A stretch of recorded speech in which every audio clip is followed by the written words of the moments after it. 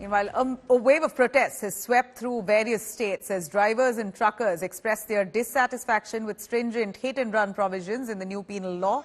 With a nationwide transportation strike entering its second day on vehicles lined up outside petrol pumps as fuel supply was impacted in cities across the country. The Criminal Code law, which repealed the British-era IPC, provides up to 10 years of punishment for fleeing an accident spot and not reporting the incident, or pay up fine of 7 lakh rupees.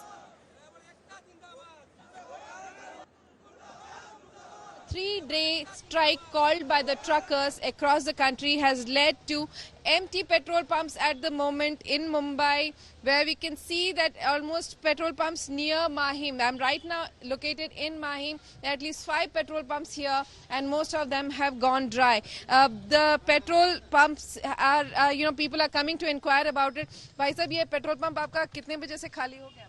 Petrol मिल रहा है? नहीं मिल रहा, diesel मिल रहा है.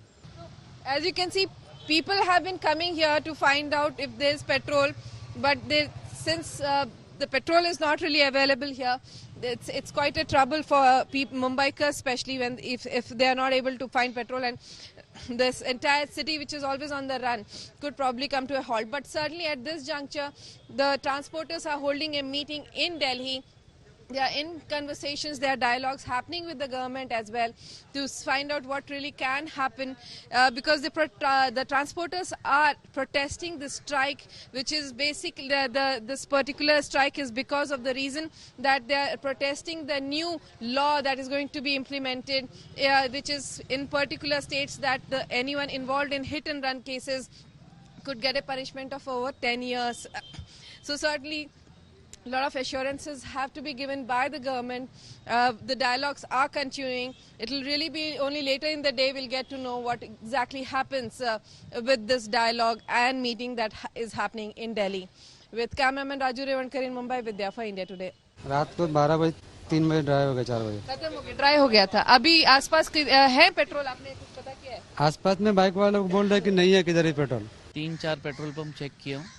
एक BPL का आगे है, एचपी का है, ये एचपी का है, और एक और बीपी का उधर आगे बैंड्रा में. कहीं पे भी पेट्रोल नहीं है. हिट एंड रन कानून के विरोध में ट्रांसपोर्टर्स जो हड़ताल कर रहे हैं, उसका असर आम जनजीवन पर किस तरीके से देखने को मिल रहा है. चंडीगढ़ की तस्वीरें आप देख सकते हैं कि पेट्रोल पंप पर बैरिकेडिंग लगा दी गई है और यहाँ पर पेट्रोल बिल्कुल खत्म हो चुका है, डीजल खत्म हो चुका है. आलम यह है कि लोग वाहनों को लेकर इधर से उधर घूम रहे हैं और जो इक्का दुक्का पेट्रोल पंप बचे भी हुए हैं, वहां पर बाकायदा पुलिस को तैनात किया गया है वाहनों की लाइन लगाने के लिए. और ये पेट्रोल पंप आप देख सकते हैं, यहाँ पर भी पेट्रोल डीजल नहीं है. लोग अपने वाहनों को मोड़ कर यहाँ से वापस ले जा रहे हैं. तो दूसरी तरफ तस्वीरें ये है कि पुलिस को जगह जगह खड़ा करना पड़ रहा है. पीछे से सप्लाई न आने की वजह से ज्यादातर चंडीगढ़ के पेट्रोल पंप खाली हो चुके हैं. आलम यह है कि लोग परेशान हो रहे हैं और जहां पर पेट्रोल डीजल बचा भी हुआ है तो ये कहा जा रहा है कि वो भी अगले 1-2 घंटे में खत्म हो जाएगा. ये 10 साल की सजा, 7,000 जुर्माना, ये ड्राइवर लोग कहाँ से भरेंगे? हमारी 7,000 पगार मिलती है, 8,000 पगार मिलती है, उसमें हमारा परिवार भी वहाँ चलता है. हम इतना पैसा दे तो 10 लाख का आप अपने खुद का गाड़ी डालने को धंधा अपना कर सकते हैं. ये चाहिए सरकार को ये कानून अपना वापस लेना चाहिए, तो फिर हड़ताल खुलेगी. जब तक नहीं कानून वापस लेगा, चक्का ऐसे जाम रहेगा. हिट एंड रन कानून को लेकर के देश भर में ट्रक चालकों ने जो हड़ताल की है, चक्का जाम किया है, उसका असर अब धीरे धीरे दिखना शुरू हो गया है.